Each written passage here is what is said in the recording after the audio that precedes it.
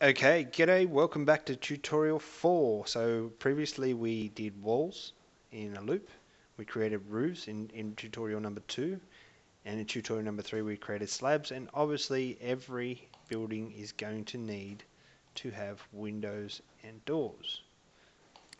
Okay, so what am I going to do this? Well, first things first, we need to tell the computer we want to put a window inside of a wall. So I use my spacebar and I'm going to select a wall. I now have a blue wall, okay, well, a blue outline wall, and I'm going to go to my window tool,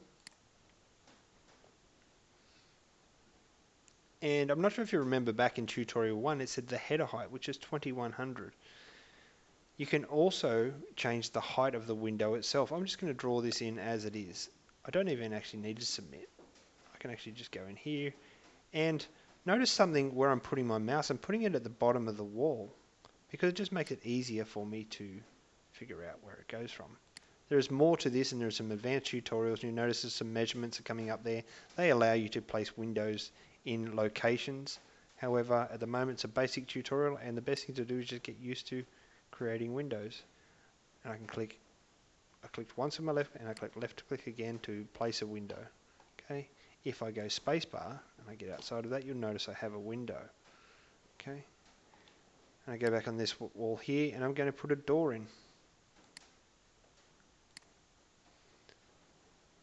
So I went to my door tool, clicked on door, and I'm going to select what type of door I want to use. So I might use a bifold door. Alright, from here to here, bang, I put in a door. There's a lot happening behind the scenes, but we're just keeping it simple. Now these doors can open and close. So if I go to here, you'll notice I have an interact tool. There's also one inside of SketchUp. And I can now open and close these doors, and I can open and close the windows. Okay. Let's have a look at a couple more. You'll notice one other thing here is that I still haven't set these walls with a step down to the slab yet. We're going to show you that in another tutorial. Let's just get the basics out of the way. I'm going to go over here, and I have a slab created, and with this slab I'm going to create several doors in one window, and I'm going to show you how to put in a size. Door. Now I can leave this dialog box open without clicking submit, and there's a reason for that. It means that I can go and put in a door here, and I can say, well, I want this door to be 3000 millimeters, and go enter, and now my door is 3000 millimeters wide. And I might say, well, on the same wall I want a different type of door, so I might say I want to use a sliding door. Okay. Right, and now I have a sliding door. Okay, I can also go and change the height of the top of my door,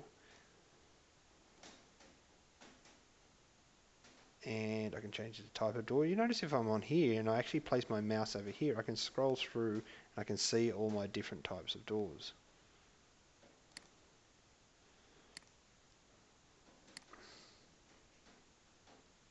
Okay, let's have a look. Okay, so now you'll notice that I have doors. These ones here are sitting above the eave, and that's due to the fact that the roof pitch is too steep. So these walls would actually probably need to be taller. If I want to change my roof pitch, I can do that, and you'll see that in a later video as well. We've got some plenty of cool tutorials.